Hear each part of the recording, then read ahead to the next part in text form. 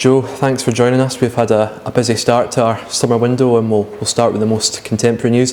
Alan Forrest is set to become a Hearts player. Yeah, we're absolutely delighted, to be fair. It was one of the main targets that we'd had once the season finished. We're always respectful of other clubs, so we didn't want to speak to Alan before the season finished. We asked Livingston for permission to speak with him, they granted it.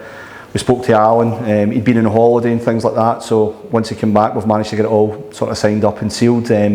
We feel he's going to be a good player for us. Obviously Alan's a known quantity in the Premiership, but what attributes did he have that thought he would be a real asset here at Hearts? Do you know, we were really impressed with Alan when he played against us. His work rate, his ability to run off the ball, his desire to score goals, hit the box. It's something that Robbie was really keen that we brought into the team for this season. And Alan's someone that caught our eye quite early on in the season, so we thought, let's track him, let's continue to watch him. And he got better and better, and obviously got the 7 goals, which shows that he knows where the goal is, which we need. You need goals spread throughout the team. So once we knew that Alan wasn't going to be signing a new contract, we obviously wanted to speak with him, and we feel that he's going to add a lot. He's proven in the Premier League, which I think is definitely required, and we also think his game could go up again. I think you have to give credit to Livingston. I think they're a good side. In my opinion, we were a top 6 side last season. We're very unfortunate not to make the top 6, and they've developed him really, really well, and hopefully we can add more to that as well. But we're delighted to have Alan on board.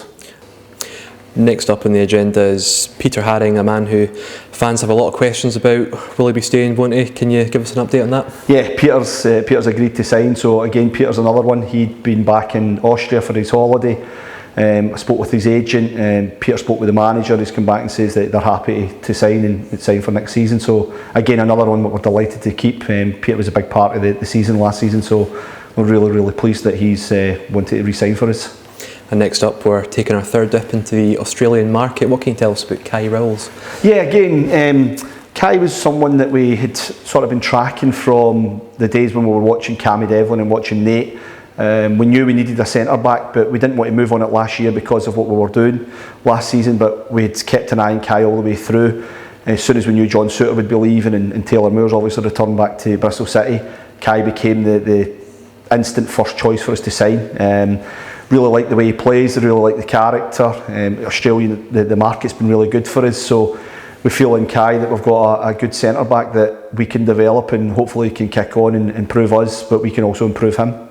There's plenty going on with the men's team, but in the women's team as well, there's a lot of exciting moves happening, and the club have been able to welcome Kira Grant and Emma Brownlee to the team from Rangers.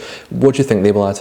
Yeah, do you know, I'm absolutely delighted. First and foremost, it shows the ambition of the club, it shows the attraction of the club. It shows the attraction of Ava and her coaching staff that we've managed to sign 2 players from the champions. I think I've seen both players, both are going to be real good players for us. They're going to add such great value to us. We're delighted to get them. And I think for us with the women's team, there's more to come. This is just the beginning for us, but we're really pleased. It's just going to be good signings for us, and hopefully they can improve us next season.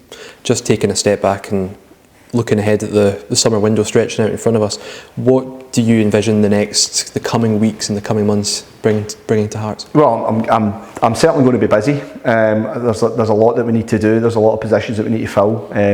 Robbie and I are in constant dialogue about what we need.